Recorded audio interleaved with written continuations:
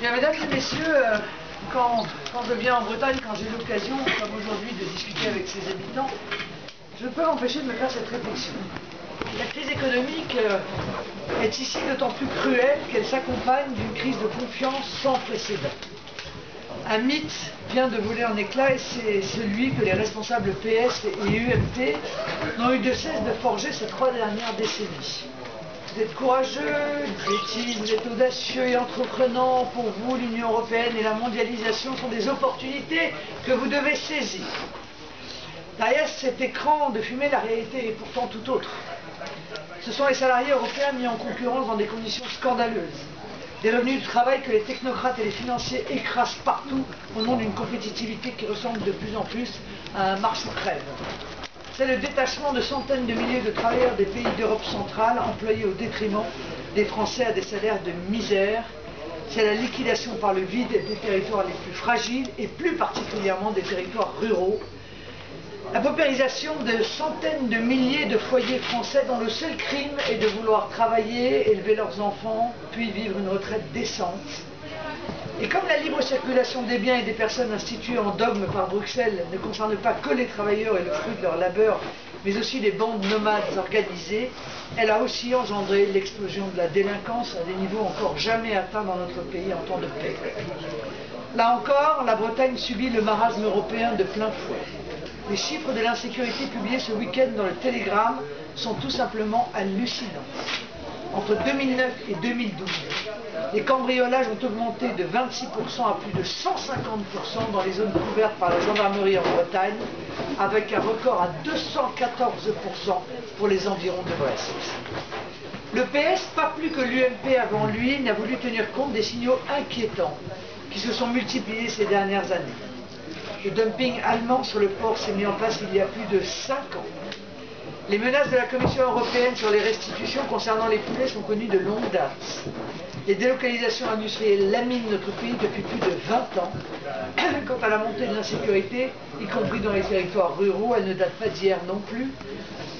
Alors que tous les voyants passaient au rouge, les uns après les autres, UMP et PS n'ont pas une seule fois remis en cause les politiques dont ils étaient pourtant responsables. Plus d'Europe, plus de mondialisation, plus de libre-échange et plus d'austérité, le pays peut sombrer, qu'importe, on ne touche pas au dogme. Confronté aux résultats logiques des politiques imposées ces dernières années, le système aux abois ressort les vieilles ficelles. La colère légitime des travailleurs, on dépêche d'urgence les syndicats, complices, afin de diviser les troupes et de lutter contre l'insupportable dérive corporatiste qui voit les salariés protester aux côtés des agriculteurs, des artisans, des patrons et plus généralement de tous ceux qui se sentent concernés par le drame. La diversion fonctionne de plus en plus mal et certains responsables syndicaux locaux, manifestement plus sincères que leurs dirigeants, ne se cachent plus pour dire que les syndicats feraient mieux de suivre un peu plus les salariés plutôt que d'imposer leur logique politicienne. Les fermetures d'usines en série, le gouvernement y va de ses plans d'urgence ou de ses plans d'avenir, addition bancale de fonds déjà disponibles, BPI et EDPAC en particulier. S'il faut se réjouir de l'annonce la semaine dernière de la sortie du redressement judiciaire de Doux et du maintien de l'activité de Clisapco, la crise des volaillers n'est pas terminée. Les 15 millions de restitutions arrachées tardivement à la Commission européenne sont un ballon d'oxygène provisoire puisqu'elles ne sont pas destinées à être maintenues. Le problème du dumping social entre pays de l'Union européenne reste aussi entier. L'annonce par Angela Merkel d'instaurer un salaire minimum en Allemagne ne sauvera pas les emplois sacrifiés chez GAD, ni les porcheries fermées ces dernières années à cause du dumping pratiqué par les éleveurs et les abattoirs allemands. Et bien des usines françaises ont encore le temps de mettre la clé sous la porte avant que ce fameux salaire minimum soit mis en place. Par ailleurs, la concurrence des pays de l'Est et du Sud qui profitent légalement ou illégalement, selon les cas, d'une main-d'œuvre à faible coût dans l'agriculture et l'agroalimentaire continuera de détruire des emplois en France sans qu'aucun des dirigeants PS ou UMP n'y trouve à redire. Les exemples, les Finistériens les connaissent malheureusement trop bien. La fumerie de saumon Marine Harvest, délocalisée en Pologne. La conserverie de légumes Boutet Nicolas, sacrifiée face à la concurrence toujours plus rude de l'Est et du Sud.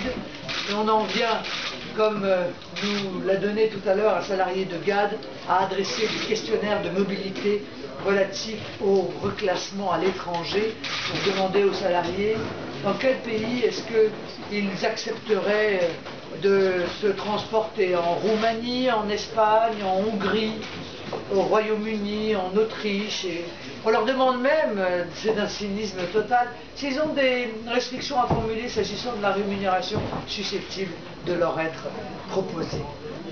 Alors d'accord de libre-échange en accord de libre-échange, l'Union européenne organise le dumping de pays extra-communautaires.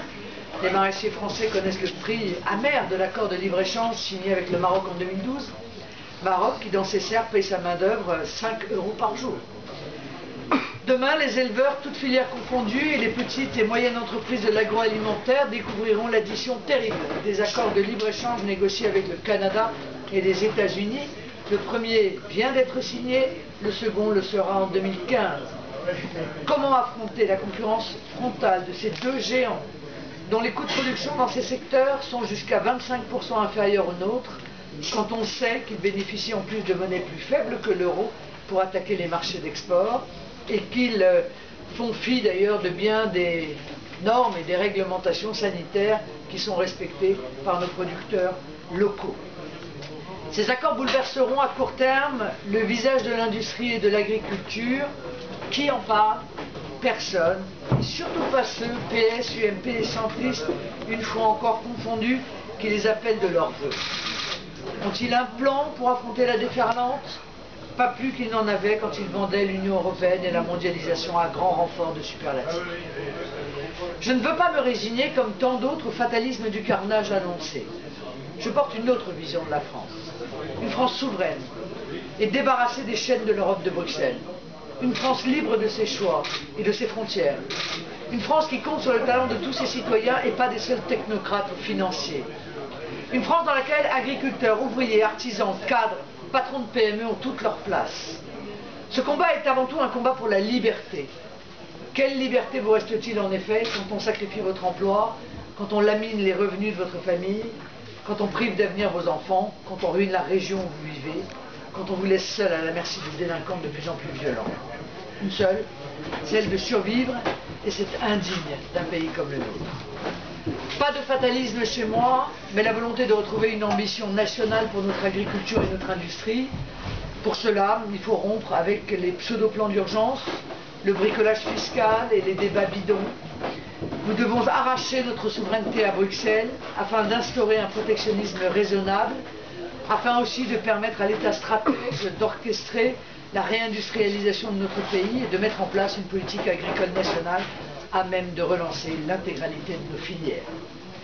Voilà, mesdames et messieurs, le message que je voulais porter aujourd'hui. Je suis bien entendu à votre disposition pour répondre à vos questions.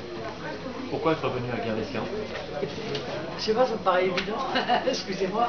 On est à quelques kilomètres d'un des symboles de la politique qui est menée.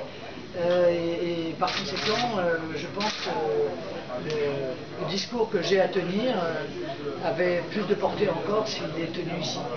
Le marché, c'était symbolique? Le marché, c'est symbolique. Les petits commerçants? Oui, parce que je viens d'autre part.